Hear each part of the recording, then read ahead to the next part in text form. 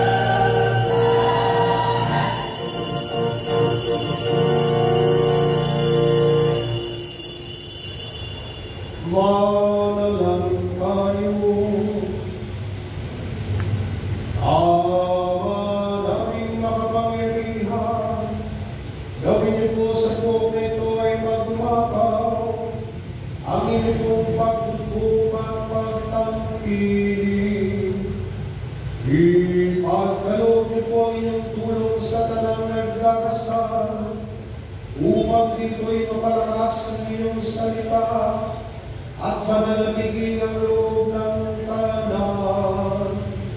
Sa pamamagitan ni Jesu Cristo, kasama ninyo at ng Espiritu Santo, magpasawalang hanggan.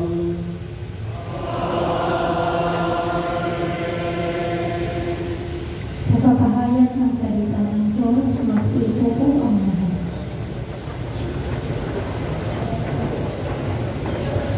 Pagbasa mula sa unang aklat ng mga hari.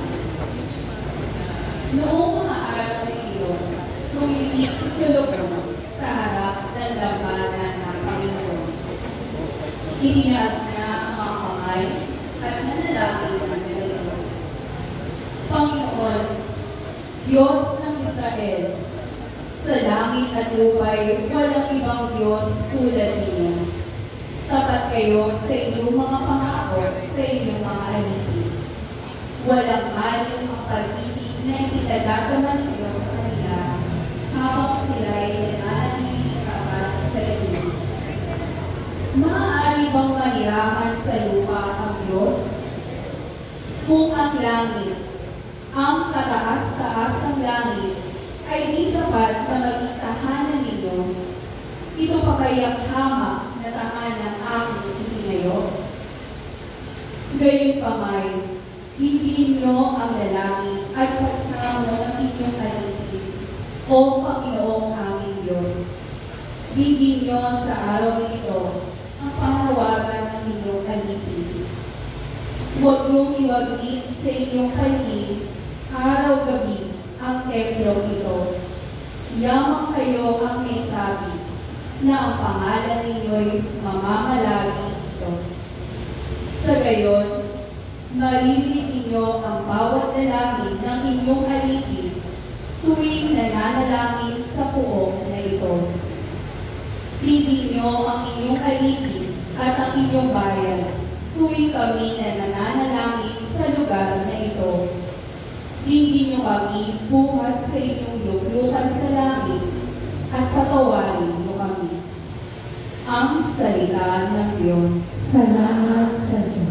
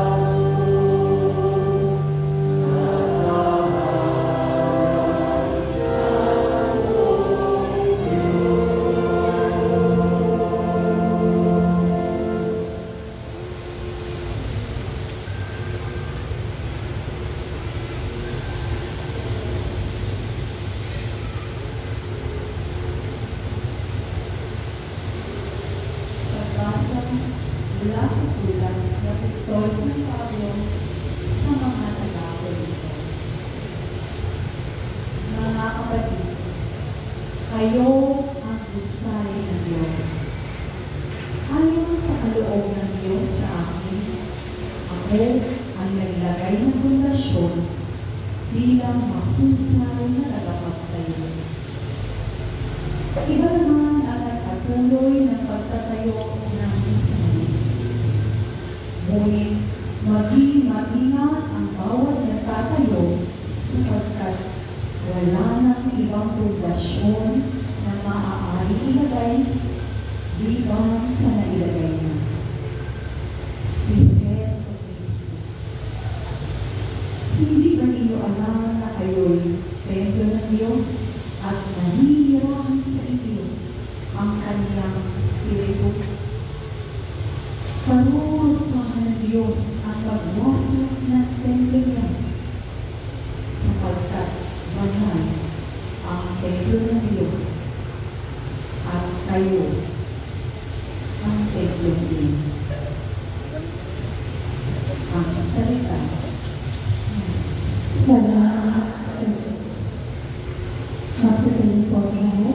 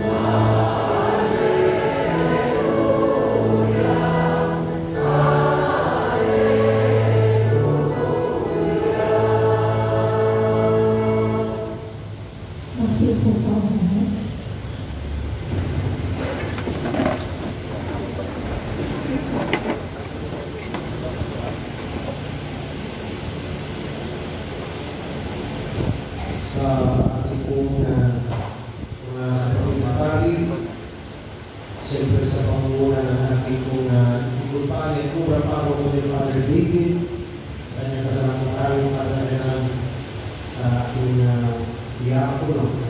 Bibigos, Father, sila, Christian. Sa lahat ng mga lito sa lampanan ng Panginoon, kayong lahat na mga natin ang Diyos. Isa po mga pala at magandang hapon sa inyo lahat. Ang una po ay dito congratulations. Ang sila po,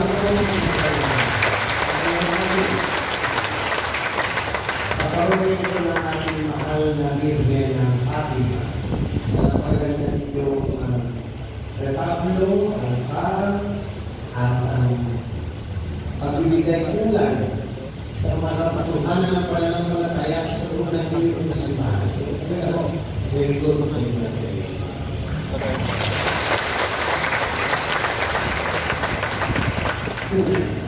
Pangalawa, tanong, ano ang nagpapabanal sa isang lugar? O ano ba ang nagbibigay kabanalan sa isang bagay o sa isang lugar? Naisip na po ba ninyo? Kasi pinaganda natin ang simbahan, binigyan ng kulay. Sa totoo lang, sana kayo mga taga-rito, huwag kayo papayag na hindi na unawaan kung ano mga nakakabit dito.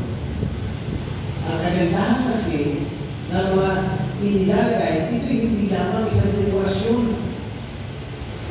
Yan man ay mga mukha, yan man ay mga simbol. Bakit?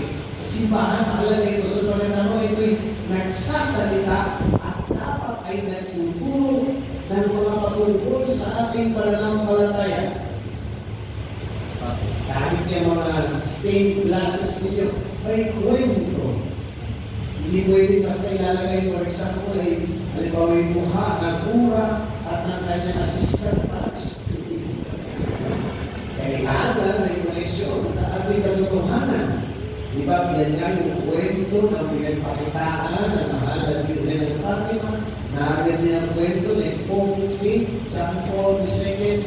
Nariyan mga itsura, narito yung mga simbolo. Ay, ito lahat na ito, para saan? At sa tingin nyo, ano ba talaga ang nagbibigay kabanalan sa lugar na ito? Tatlo, na sana ko pag-isipan ninyo. Sapagkat maraming mangyayari dito, walang mante, laming altar ngayon. Sapagkat kailangan pa siyang paspasan, papalalin, o magitan ng mga langis. Sa pamagitan ng panalangin. Pero, sino, ito nga ba nagbibigay kabanalan dito? Okay, tatlo. Una, tandaan niyo na ito, ang laging nagpapabanal sa isang lugar o sa isang kawain lagi ay kapag ito ay naroon ang Diyos. Sabahan pala yung ibang banal totoo, kundi ang Diyos. Pinayag na ng salmista, walang higit na banal sa iyo kundi ikaw o Poon naming Diyos. Kaya, ang kabanalan ay nakabase sa Diyos. Siyang tunay na banal. So yun muna, isipin, ay ito ang simbahan na ito. Nandito ba ang Diyos? Kasi hindi dahil sinabi ang pangalan ng Diyos, ay naroon siya. Sapagkat di po ba, halimbawa ay may mahuhulda, at pagbago mahuhulda, pinagtanda mo na ng krus, sa tingin po ba ninyo, naroon ang Diyos. Pero kaya krus pa, ay baka ako'y mahuli. Hindi kasali. Saan mo nagpapapalahan? Paano natin magkakaroon ng katotohanan at natin namin ang Diyos? Pagkalimutan, mismo ang Panginoon na nagsabi kung saan siya naroon. Paano? Kapag kung saan naroon ang dalawa o tatlo, higit pa, dahil sa aking ngalan, naroon ako sa kanila. Ano ba yung simbahan ito? Kundi lugar kung saan nagtitipon ang mga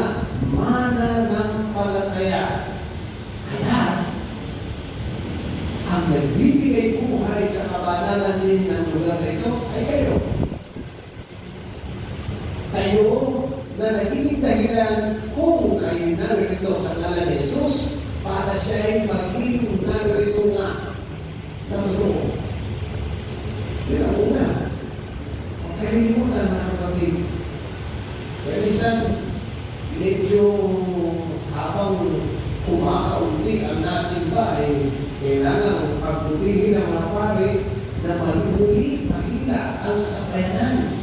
Kasi ang lahat sa kabanalan natin ay sa ating pagsasama-sama sa ngalan ng Diyos. Ang pangalawa, huwag natin kakalimutan din, dahil din sa Panginoong Jesus, inawag sa Ebanghelyo ni San Juan,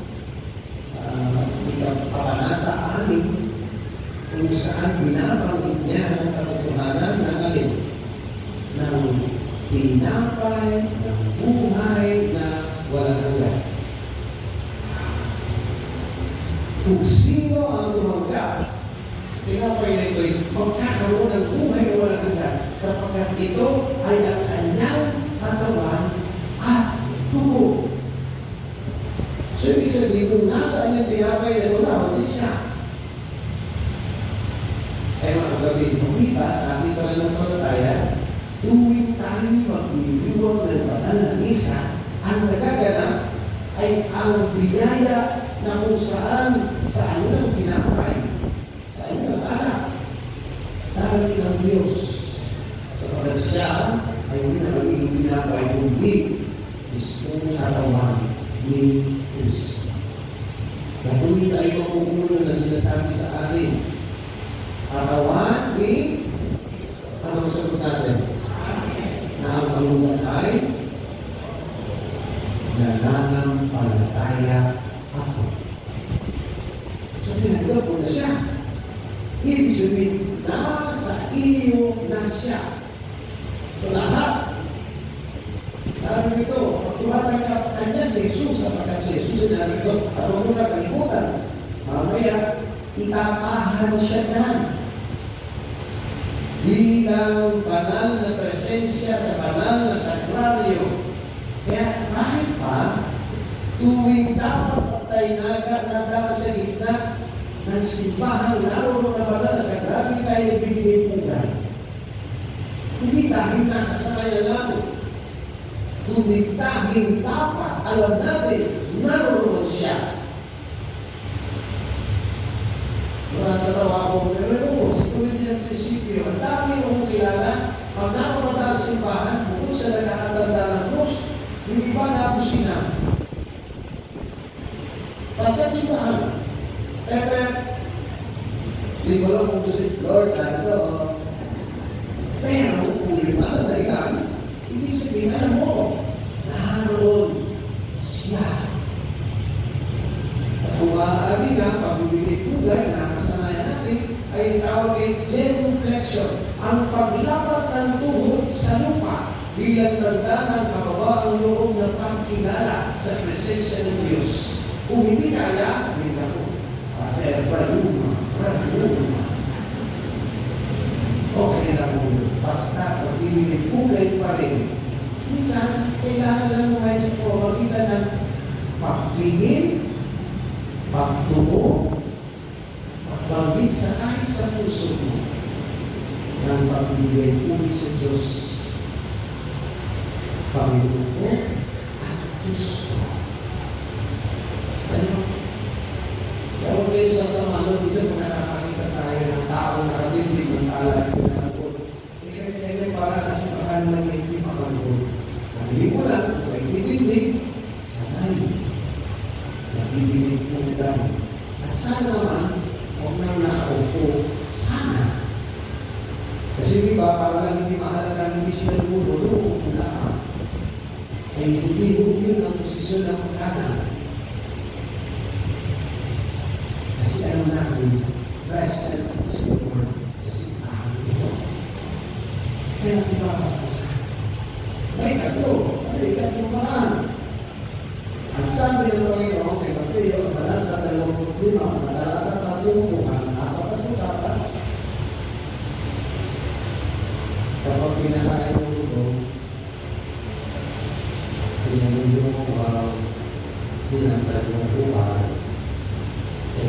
etc. Ano sabi niyo?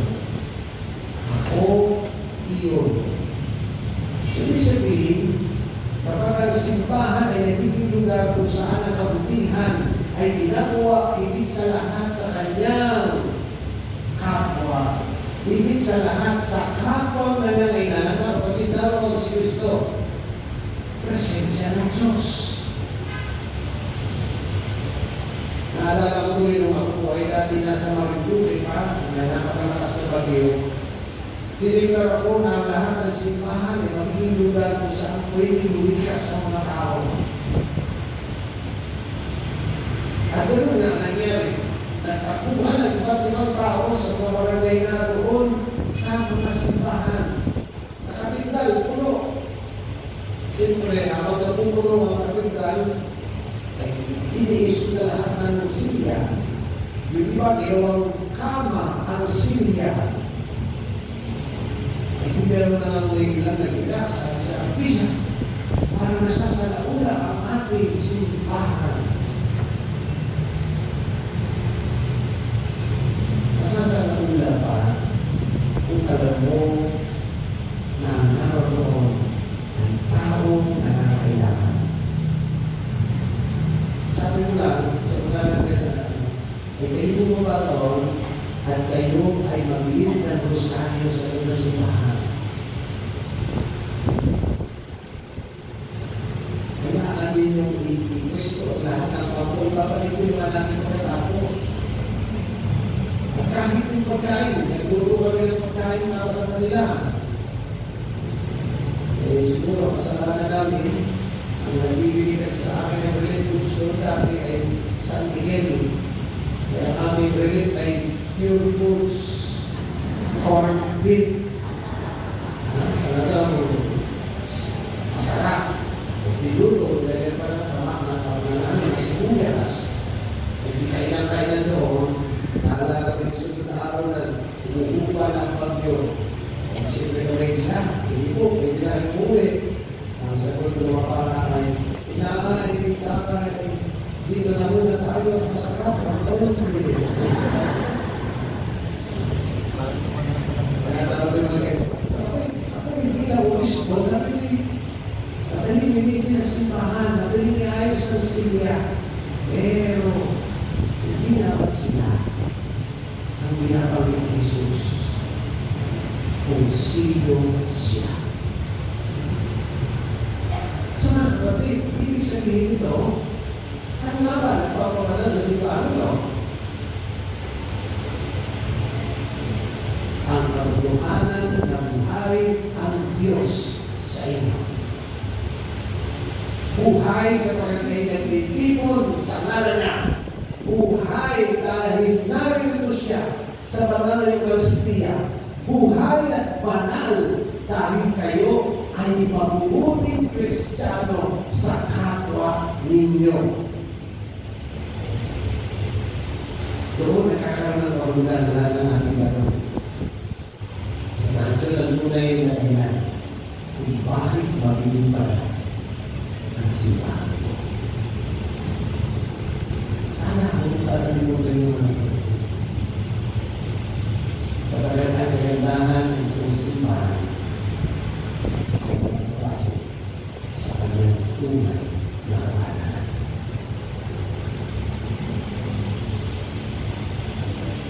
Balikan nito ang mga mensahe ng mga kaibigan na nagpakita sa Fatima. At makikita nyo na yung sinabi ko, yun ay devotion sa banal na Eucharistia. Magsisi kasi yung mga kasalanan, kapag kasalanan na kumilili kahit magkasama-sama tayo, ibigay niya ang presensya ng sa buhay.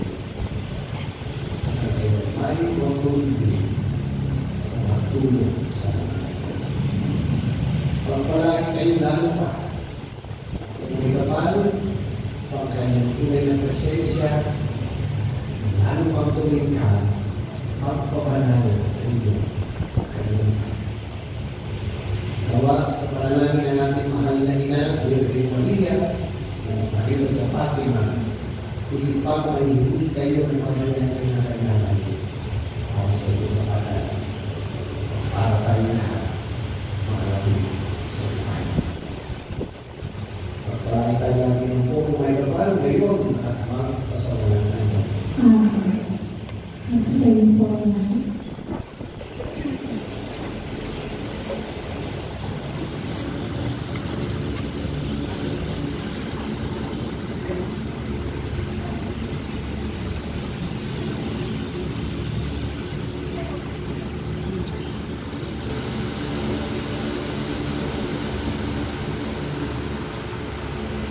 Sumasampalataya ako Sa Diyos na makapangyarihan sa lahat, na mayroon ng langit at lupa. Sumasampalataya ako kay Jesucristo, isa na ng Diyos, Panginoon nating lahat. Nagkatawag siya ala ng Espiritu Santo, pinangaan sa Panginoon Pilipino, pinapagsakit ni Poncio Pilato, pinako sa krus na bahay ni Pilipino. Naawa sa naroonan ng mga limang, na kahit ang tumawag na kayo ay lumabing, mamaya sa amin, at lumuot sa kanan Diyos na mga kapagalinan sa langit. Tuon ang mula kay dito at lumuot, sa nabubuhay at namatay na kami. Sumasampalataya na ako sa Diyos Espiritu Santo, sa banal na simbahan Katolika, sa kasamaan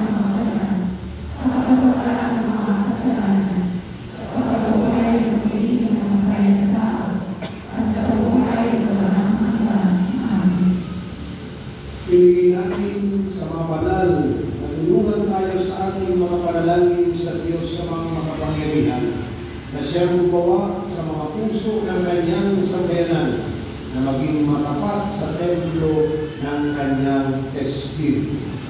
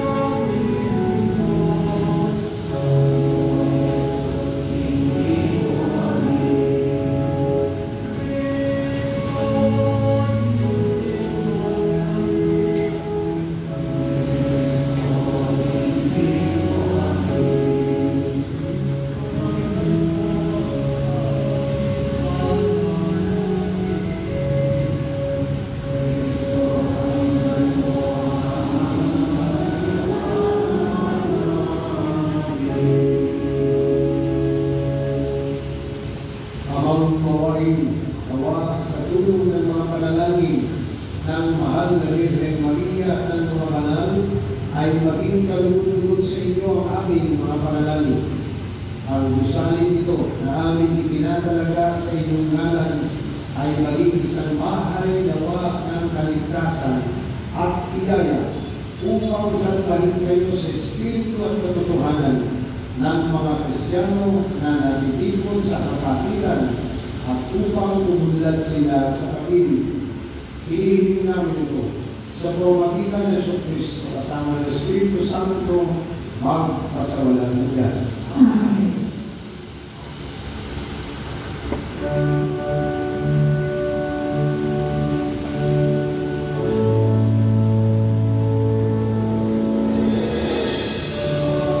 Ngayon po ay gagawin natin ang panalangin ng pagpapalala.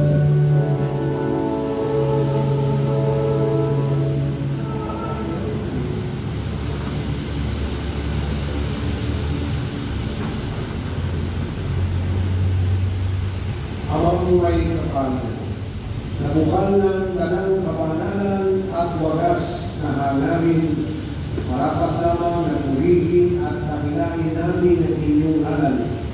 Sa araw na ito, natitipon kami sa inyong harapan upang italaga sa isang walang kupas na paglilingkod sa inyo itong bahay talaminan, itong templo ng pagsamba, itong tahanan na nagbibigay sa amin sa pamamagitan ng inyong salita at mga sakramento. Dito ay nalalarawan ang hiwaga ng inyong simbahan. Itik sa bunga ang simbahan na pinaging banal ng dugo ni Kristo. Isang babae ikakasal na pinaging malingling ng kanyang kalwalhatian. Isang Birhen Maria sa kaganapan ng kanyang pananampalataya. Isang pinagpalang ina sa kapangyarihan ng Espiritu. Banal na simbahan ang hirang mong iyong kupasan. Ang mga sakalito ay nakalaganap sa buong daigdig. Ang mga bagay mula sa puno ng krus ay umaabot sa kaharian ng langit. Pinagpala ang simbahan, ang tahanan ng Diyos sa lupa, ang templong yari sa mga buhay na bato, itinatag sa mga apostol at si Kristo ang panuluhang bato. Dinarakilan ang simbahan, isang lungsod sa ibabaw ng mundo, isang liwanag na tumataglaw sa buong daigdig, nagniningning sa kadakilaan ng Kordero at mga panalangin ng kanyang mga banal ay umahalimaw-naw rito. Amang makapangyarihan, isubo niyo po ang inyong Espiritu mula sa langit upang gawin ang simbahan ito na isang dalisay at banal na lugar. At itong dambana bilang isang akal na nanalaan sa sakripisyo ni Kristo. Dito, magpapinawanan din yan ang kaniyang dulot ng kasalanan. Dito, mamatay nawa sa kasalanan ng inyong bayan na mabuhay muli sa pamamagitan ng biyaya bilang inyong mga anak. Dito, ang inyong mga anak na natitipon sa paligid ng inyong dambana ay makapagtiwag naman ng pag-aalala sa Kordero ng Pasko at makapakinabang sa hapak ng salita at katawan ni Kristo. Dito, ang panalangin, ang piling ng simbahan ay umaalingaw sa buong kalangitan at lupa bilang pagsamo sa kaligtasan ng sangdaigdigan.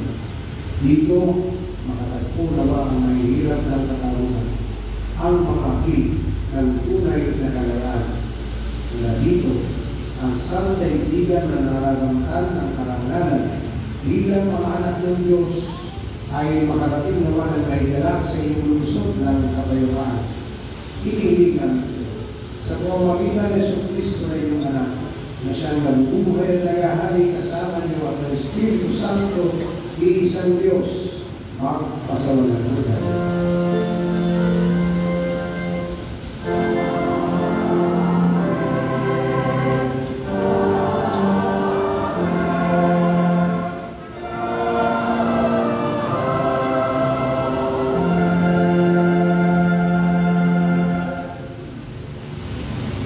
Ngayon po, isasagawa natin ang pagpapani ng banal na misa.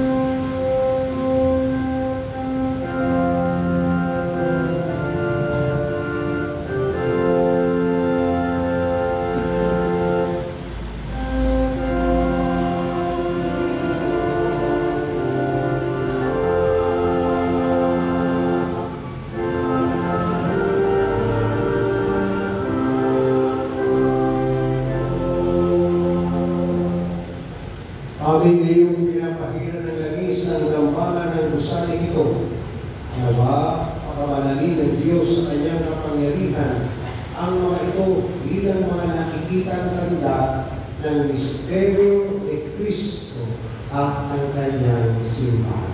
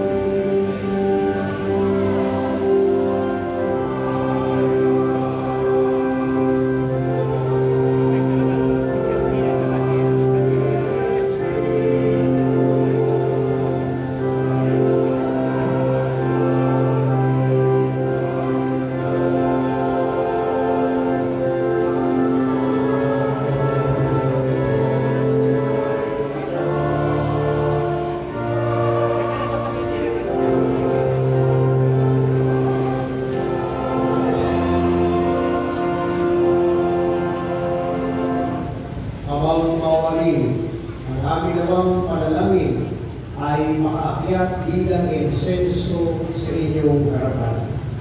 Habang napupuno ang tahanan ito ng mahalimuyak na insenso, mapuno nawa ng inyong simbahan ng daigdig ng halimuyak ni Kristo.